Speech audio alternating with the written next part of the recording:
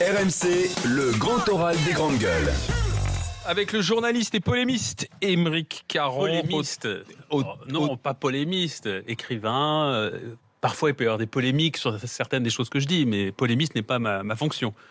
Utopia 21 bien. Aux éditions Flammarion. Émeric, bonjour. Bonjour. Émeric Caron, vous partez du constat que le libéralisme et le communisme ont échoué. Ouais. Et donc, vous proposez une troisième voie. Alors, c'est pas nouveau, mais j'ai l'impression quand même que cette troisième voie est plus proche quand même du communisme ou du marxisme que du libéralisme. On est d'accord. Vous avez choisi votre camp, en quelque Oui, sorte. absolument. On choisit tous un camp. On a tous des idées, on a tous des opinions. Donc évidemment, à partir du moment où on souhaite repenser le monde politique, bien évidemment, et à partir du moment où on veut prendre position, évidemment, on est marqué, on s'inscrit effectivement dans une mouvance. Oui, bien évidemment, c'est une mouvance qui est plus proche du marxisme, en effet, d'un néo-marxisme que du libéralisme effréné. On est d'accord. Avec des propositions très concrètes, c'est quasiment un programme de gouvernement, même si c'est un programme utopique, pour reprendre le terme le titre du livre.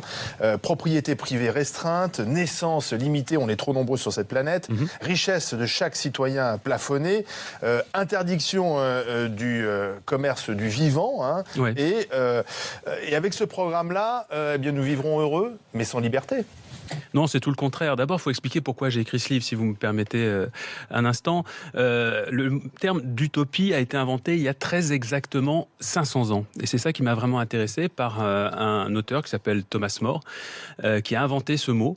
Et il imaginait une île qui s'appellerait Utopie, sur laquelle régnerait un gouvernement idéal et où tous les hommes seraient heureux. Il essayait de comprendre comment, pourquoi. Et il se trouve qu'à l'époque, on était donc en 1516, 1517 pour la diffusion en Europe du livre, donc il y a très exactement 5 siècles. Ces idées étaient absolument révolutionnaires. On ne pouvait pas imaginer qu'elles se réaliseraient un jour. Et en fait, ces idées, c'était quoi ? C'était le partage des richesses, déjà. C'était une démocratie complètement repensée, alors qu'on était en plein règne de la monarchie et du pouvoir de l'Église. C'était la tolérance religieuse. C'était l'égalité des droits hommes-femmes. C'était la solidarité qui s'exprimait à travers déjà les prémices de ce qui pouvait être la sécurité sociale ou la retraite, enfin des choses qui, il y a 5 siècles, étaient inimaginables.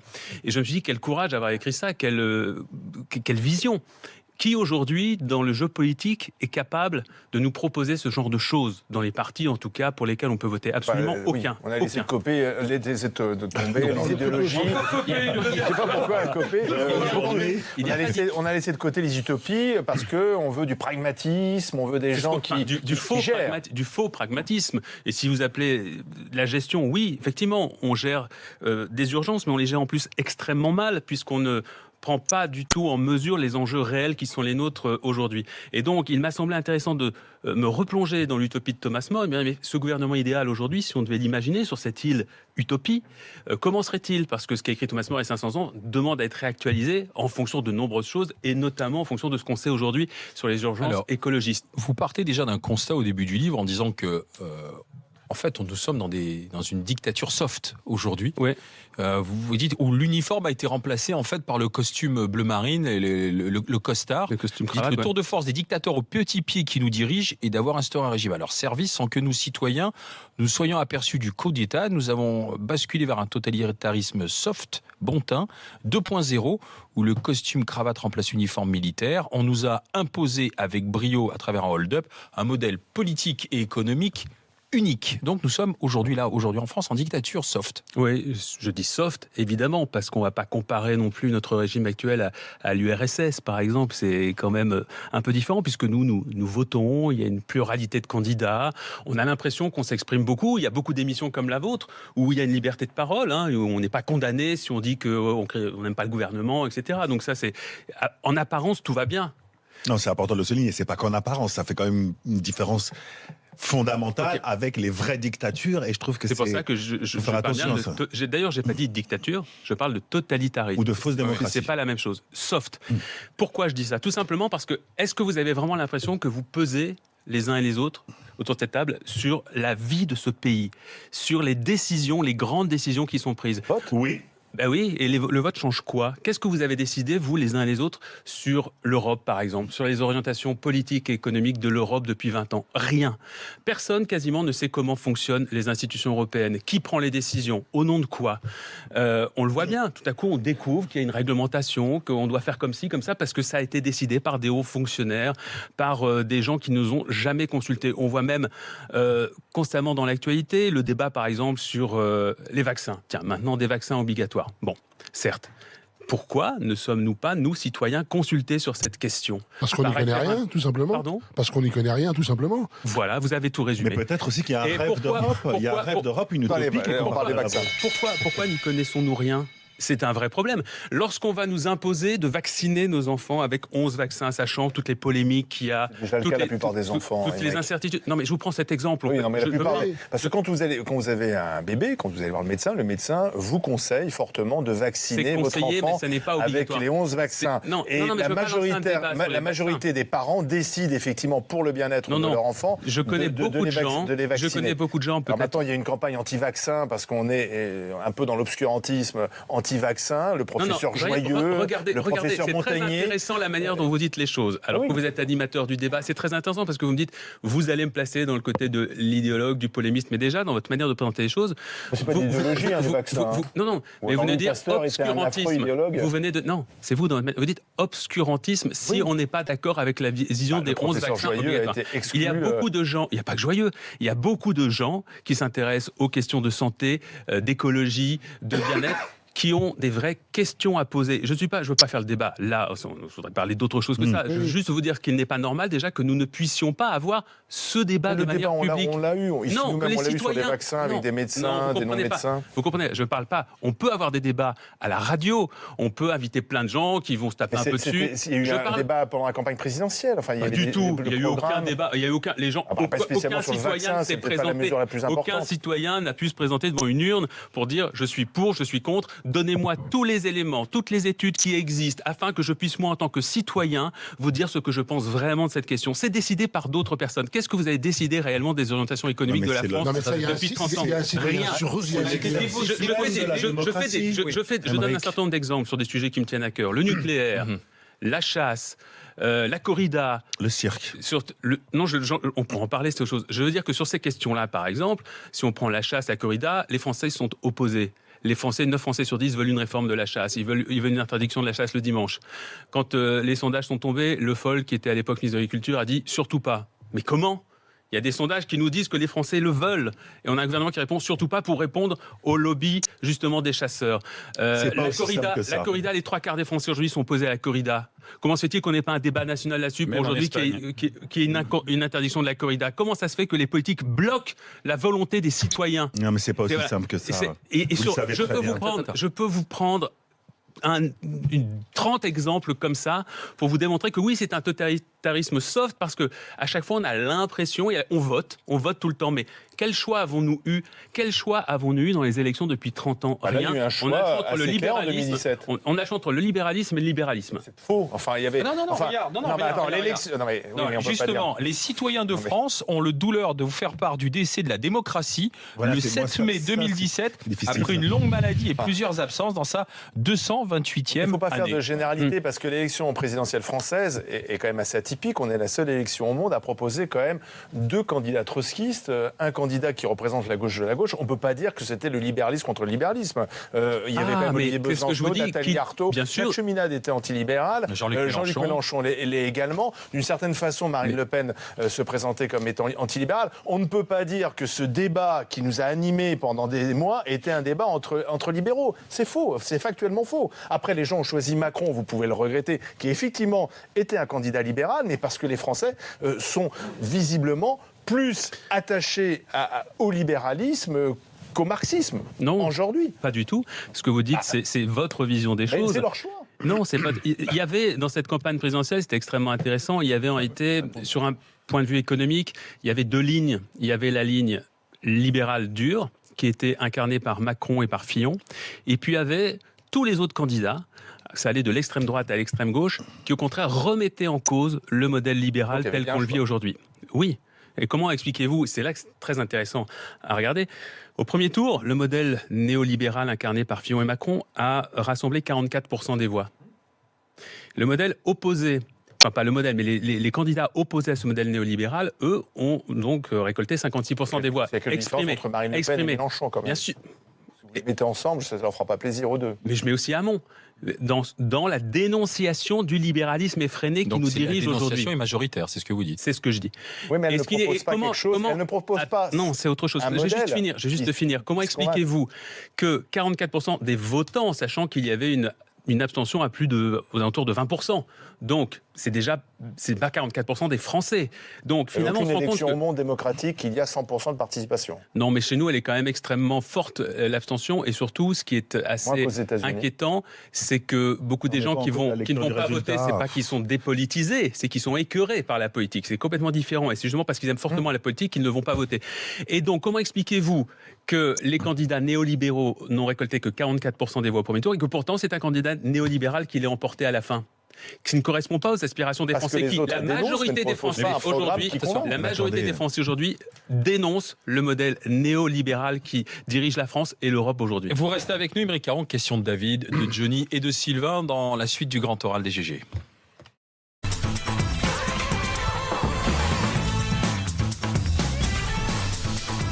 Émeric Caron est avec nous, suite du Grand Oral des GG Utopia 21, livre de réflexion, de propositions, c'est aux éditions Flammarion. Les grandes gueules ont lu le livre. Monsieur David Dickens. Alors, moi je suis là depuis le mois de juin, donc je ne suis pas vraiment rompu à l'exercice consistant à lire des livres que je n'ai pas choisis. Quand on m'a dit en plus un livre d'Émeric Caron, j'étais pas très joyeuse, on va dire. Mais pourquoi ? Et quand en plus on m'a dit qu'il faisait 520 pages, vous imaginez ma colère. Mais effectivement, je l'ai lu et j'ai trouvé ce bouquin absolument passionnant, dans la forme et dans le contenu. Merci beaucoup. La conversation le rend très pédagogue, comme ça. On assiste à une conversation qui nous permet de bien comprendre les choses. Il est très documenté, très détaillé. Pour ça, je n'ai absolument rien à dire. J'ai passé un bon moment à le lire. Il y a des passages qui correspondent à ce que je pense, d'autres moins. C'est un secret pour personne ici que je suis un soutien inconditionnel de La République En Marche. Donc effectivement, on n'est pas d'accord sur le fond. Je vais vous poser, j'aurais pu choisir un nombre de sujets incommensurables. Je vais choisir celui sur les alternatives des peines pour les condamnés. Et je voudrais que vous précisiez ce que vous entendez par ces formations diplômantes pour les criminels. Qu'est-ce que vous entendez par là? Et est-ce que c'est vraiment pas là, on n'est pas dans l'archétype de l'utopiste, de pouvoir imaginer que des formations diplômantes pourraient résoudre le problème de criminalité dans notre pays? La criminalité, ça c'est un sujet effectivement extrêmement délicat, que je prends d'ailleurs très au sérieux parce que je ne fais pas partie de cette gauche qu'on qualifie d'angéliste et qui dirait que tout va bien, que les gens sont gentils. Il y a même un chapitre que je consacre à la banalité du mal et je pense qu'en effet, l'un des soucis, c'est que l'être humain n'est pas foncièrement gentil et que donc il faut créer les conditions dans la société pour essayer de calmer ses passions les plus malsaines, son égoïsme, sa violence naturelle et que donc la manière de traiter l'insécurité, c'est quelque chose d'important. Donc en revanche, on a des études effectivement qui nous disent depuis très longtemps que pour des petits délits, quand on envoie les gens en prison, on constate que la prison, malheureusement, devient elle-même criminogène. C'est-à-dire que quelqu'un qui n'était pas un grand délinquant, mais qui a juste, on va dire, déconné dans sa vie parce qu'il a volé quelque chose, etc. Bon, on peut le remettre dans le droit chemin assez facilement et qu'effectivement, on pourrait éviter la prison à des tas de gens qui remplissent aujourd'hui des prisons, alors que la prison encourage le crime. Ça, on le sait, pour des gens qui ne sont pas, une fois de plus, extrêmement dangereux pour la société. Et dans ces cas-là, je propose en effet qu'on prenne ces gens en charge, qu'on essaie de comprendre pourquoi ils ont été amenés à commettre le délit qu'ils ont commis, et peut-être parce que c'est par manque de formation, parce qu'ils ne sont pas intégrés dans la société, etc. On les prend en charge et effectivement, on leur dit, soit tu vas en prison. Par exemple, le type est condamné à 2 ans de prison parce qu'il a volé, parce qu'il a cambriolé, parce qu'il a abîmé une base, je sais pas quoi. Soit tu vas en prison, ou soit tu acceptes une peine alternative qui est de te former dans telle ou telle discipline, un métier qui manque de gens, par exemple, on manque de gens dans telle ou telle formation. Tu apprends ce métier et là, il a un sursis en quelque sorte et il ne va en prison que s'il refuse ça. C'est imposé. Oui, enfin, c'est pas un camp de rééducation, quoi. Non, pas du tout. Non, mais c'est parce que ça m'a fait penser à ça Non, aussi. non, absolument pas. C'est des gens qui suivraient un cursus d'éducation D'accord. tout à fait Est-ce qu'on n'est normal. pas dans la pure utopie, là? Est-ce que vous pensez que c'est viable? Ouais, c'est le principe. Hein. C'est le principe. Oui, non, Oui, mais il là, faudrait ça, que ce soit C'est une proposition, c'est une ouais, proposition attention, de un peu société. réalisable. C'est une proposition de société, il faut que ce ça soit me semble très réalisable. réaliste. Enfin, on ne se pose pas la question de savoir si c'est réalisable quand les candidats disent n'importe quoi et se font élire sur des programmes complètement farfelus, comme on vient encore de le dire. Si, on se Moi, pose la j'aimerais question, vraiment Sylvain. distinguer dans votre livre, et je le dis aux auditeurs et téléspectateurs, vraiment la partie constat et la partie proposition, parce qu'on vous chahute, on vous taquine beaucoup sur la partie proposition, qui est discutable, mais le constat que vous faites est terrible, et je dois le dire très franchement, je n'ai rien appris. Et en même temps, j'avais tout oublié. C'est-à-dire, vous avez eu cette capacité phénoménale en 500 pages de tout rassembler. Et on se dit, mais bon sang, mais c'est vrai. Ça, c'est très juste. Et on avait tout, on est tellement dans le hard news, la nouvelle qui tombe, la dépêche, d'un seul coup, vous faites même pas, un zoom arrière sur quelques années. Et on se dit, mais qu'est-ce qu'on a pu accepter? On en est là dans notre société, dans la situation économique, dans les conditions de travail, dans l'écologie, dans l'état de la planète, dans les rapports humains, dans ce qui est fondamentalement, la liberté, l'égalité, la fraternité. Alors, je suis embêté parce que moi, j'ai adoré votre livre. Je vais l'offrir. C'est le meilleur moyen Merci de donner beaucoup. suite.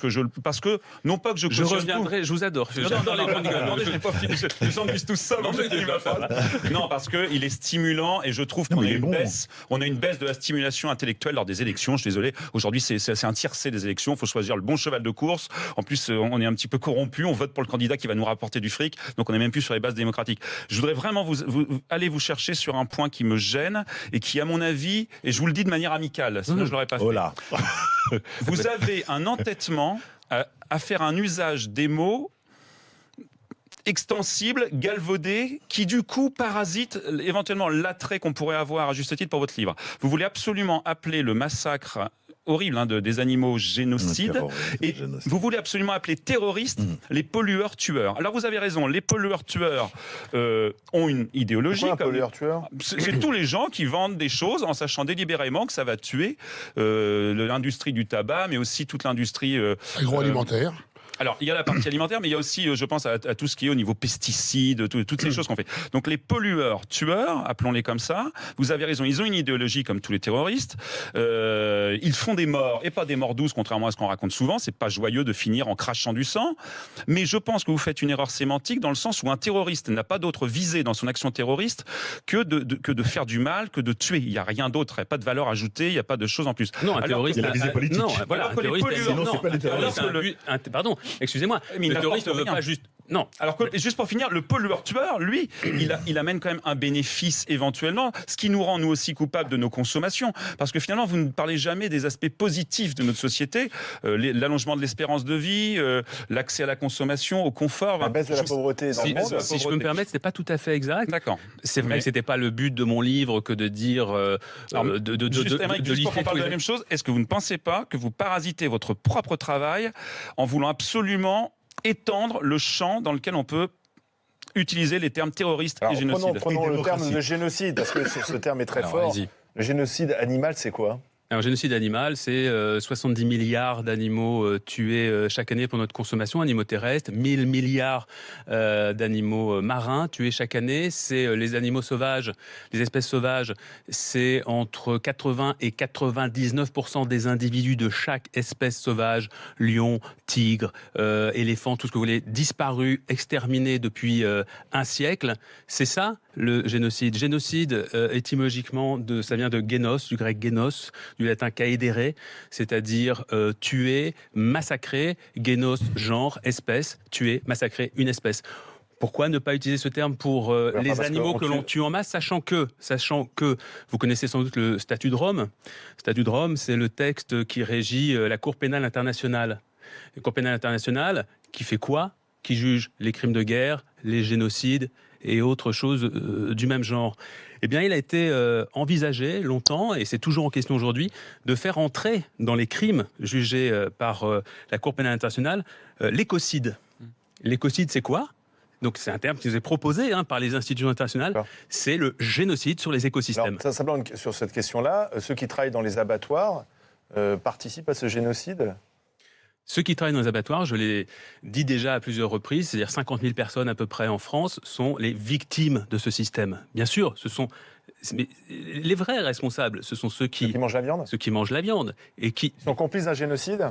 ils sont complices de l'exploitation des animaux et de leur meurtre Alors on fait aujourd'hui. quoi? Mais, bah, ça, Parce je vais que l'expliquer. on est Je tous l'ai d'accord déjà- sur le constat. Je l'ai déjà expliqué. Ah bah si, à vous de faites une nombreuses proposition. reprises. Non, on n'est pas tous d'accord sur le constat. On n'est pas tous d'accord sur le constat. Ce que je veux dire par là, c'est que Non, mais il fait une proposition, interdire toute forme de commerce du vivant. Absolument. non mais J'ai expliqué dans un livre précédent qui était antispéciste qu'en effet, je propose qu'on cesse aujourd'hui toute forme d'exploitation animale, qu'on cesse donc de les tuer, de les emprisonner, de les violenter, de les vendre. Donc bien évidemment, ça veut dire qu'on arrête déjà à minima, de manger de la viande, de les élever pour les tuer, bien sûr. Alors ça, c'est un... Mais ils se boufferont juste entre eux, ça change Non, mais pas ça, que ça, en je fait. veux bien qu'on prenne ce sujet-là et qu'on le développe. Non, hein, mais mais Non, à un mais- moment, il faut bien aussi parler des choses que vous présentez mais dans ça, le livre, bien vous sûr, comprenez? très clairement, oui, on Par arrête, exemple, on arrête les élevages. Émeric, Absolument. quand vous parlez des cirques, par exemple, Ouais. moi je travaille pour un cirque qui ne présente pas de numéro d'animaux. Depuis 2002, on a pris cette décision. Ce qu'on a constaté, nous, et ça c'est du concret, c'est que les gens qui ne venaient plus chez nous, ne venaient plus chez nous parce que nous n'avions pas d'animaux. Donc c'est une chose de critiquer les cirques qui exploitent les animaux, mais en face, on a un marché, un métier, et il y a une demande. Comme pour Oui, la mais vous viande, me s'il n'y a pas de répondez, consommateur, il y a pas- je vous c'est parle pareil. éthique, je vous parle éthique, c'est ça. Quand je dis C'est qu'il la raison faut, pour qu'il laquelle faut on a arrêté. Oui, mais l'éthique, c'est une affaire individuelle. Complètement. Non, c'est une affaire collective. C'est l'éthique, par Ne exemple, posez qui pas fait qu'une société évolue. C'est l'éthique qui fait qu'un jour, on s'est dit, mais il faut que les femmes aient les mêmes droits que les hommes. C'est l'éthique qui fait qu'un jour, on s'est dit, mais l'esclavage est une ignominie, qu'il faut absolument qu'on cesse. C'était des décisions collectives. On peut tous ensuite avoir des opinions personnelles. mais il faut... Les évidences d'aujourd'hui sont les utopies d'hier. Enfin, tout- Exactement. C'est- À Toutes partir- ces questions-là, on peut tout à fait avoir chacun des avis, mais pour faire société, il faut quand même que chaque citoyen accepte un certain nombre de règles collectives. Et ce collectif, on le décide ensemble. Et en effet, l'idée d'accorder des droits essentiels aux animaux non humains sensibles est pour moi un objectif extrêmement important pour notre vivre ensemble. Johnny, mais tout sur un ça, autre sujet, sur un autre sujet. sur un Johnny. autre sujet. Moi, sur le temps fait que passe. vous dites que la notion de propriété va être sérieusement remise en question. Alors ça, Moi, c'est- je pense sincèrement que pour moi, la notion de propriété fait partie de ma liberté. Alors, autant je peux être d'accord avec des gens comme qui avaient écrit l'éloge de l'impôt, Philippe Ligier-Belair, qu'on avait reçu ici, qui partait du principe que la notion de propriété peut tomber avec la mort. Et qu'effectivement, Oui. et à ce moment-là, effectivement, l'impôt prend tout. Mais à la limite, t'es mort, tu t'en fous. Ouais. Mais la notion de propriété remise en question directement dès le départ, moi, ça, c'est quelque chose, c'est pour moi insupportable. C'est le marxisme. Alors c'est la propriété limitée que je propose, c'est-à-dire que je propose que nous continuions à être propriétaires de nos objets du quotidien, hein, notre voiture, notre ordinateur, toutes ces choses effectivement qu'on utilise concrètement, mais qu'à partir On du moment partage de plus en plus, et qu'on partage de plus en plus. notamment la voiture. Tout à dans fait, les- bien sûr. Mais Oh. en réalité, c'est vrai qu'à partir de grosses possessions comme du logement, je propose qu'on ne puisse plus en être propriétaire, qu'on puisse en être seulement locataire, parce que à partir du moment où on peut acheter ce genre de biens, la spéculation commence. On commence à être propriétaire d'un logement qu'on va louer à quelqu'un et qu'on va un peu exploiter, parce que souvent cette personne qui va louer ce logement n'a pas les moyens de l'acheter. Donc cette personne va finalement financer la propriété de l'autre. Et Mais- on voit bien que cette propriété-là est génératrice d'énormément Non, vous voyez d'injustices. bien. Non, mais on le voit. Non, mais- non. Si, Pour étayer votre thèse, non, mais par pour étayer exemple, votre thèse, vous allez dans paraît une que- vision il paraît que les négative. hommes, il paraît que les hommes, c'est à peu près c'est le pacte qui fonde notre société. Les hommes naissent libres et égaux en droit. Ok. Si vous naissez dans une famille dont les parents possèdent 4, 5, 6 appartements et les revenus qui vont avec, pardon, vous ne naissez pas avec les mêmes droits, vos droits sont un peu supérieurs à celui qui naît dans une famille qui n'a rien. Tout simplement parce que vous naissez déjà dans un confort Non, mais- matériel. c'est pour ça Non, que moi je j'ai vais- un c'est pour appartement ça- à €1 symbolique au Non, resto mais du cœur. Ah, mais ça, c'est formidable. Non, mais Bravo. donc on Bravo. peut pas faire d'une généralité. Bravo, bravo. Mais dans ce cas-là, ça sert à quoi de l'avoir autant, Oui, mais- autant partager non, mais justement les justement. choses. Non, mais moi, Moi, je je pense que ce je qui dis fait... même pas aussi bravo pour avoir quelque chose pour comme ça, parce que bravo, quand tu peux le faire, tu peux le faire. Voilà. Il y avait que pour les moyens de faire ça. Si quelqu'un a acheté un logement et pas le louer €, parce qu'il faut le rembourser. Donc, moi, je dis Absolument. pas bravo. Si on le fait, c'est qu'on peut le faire. Absolument, mais on le fait. Mais moi, Ça cette, existe. cette notion de propriété qui tombe avec la mort, ça, je veux Et dire, ceci dit, ça je suis sert pas à quoi, la- forcément Non, d'accord, je vais vous poser mais une question. Ça ça sert- ouvre un débat. Là, c'est quelque chose quand même, c'est un peu brutal, je trouve quand même, de pas Oh, vous pouvoir. savez, mais ça sert à quoi la propriété? Voilà, c'est une question que C'est je une vous pose. sécurité, parce que moi j'ai l'impression. alors, Ah oui, mais c'est une un sécurité, choix, c'est c'est une une sécurité dans liberté notre pour soi et société. ses enfants, C'est-à-dire bien sûr. qu'on se retrouve aujourd'hui obligé d'acheter son appartement ou sa maison. Mais On est non. obligé. La société nous y pousse par sécurité. Sauf que dans le système que je propose, il faut bien comprendre, c'est qu'il y a une cohérence. J'ai essayé en tout cas d'apporter une cohérence entre toutes les propositions. Donc en effet, si on en prend une déconnectée des autres, peut-être que ça peut être compliqué à comprendre. Dans ce système que j'imagine, il y a également, c'est très important, l'idée qu'il y a un revenu universel pour tous. Attention, pas déconnecté du travail, etc. Puisque l'idée, c'est que la société fournit un travail à tout le monde. J'explique comment, j'explique pourquoi. Il n'y a plus de chômeurs. 14 heures. J'explique pourquoi, comment. Chacun a un travail fourni par l'État. Il a, grâce à ce travail, suffisamment de revenus pour se loger, se nourrir, se vêtir. Qui le décide, ça, qui le suffisamment de revenus? C'est tout simplement l'organisation économique. C'est-à-dire qu'à partir du moment où l'État a obligation morale. C'est l'État qui choisit. Bah oui, évidemment. Vous savez que quand on l'a fait, ça s'est tellement mal terminé dans le monde. Oui, bien sûr, vous faites référence à l'URSS.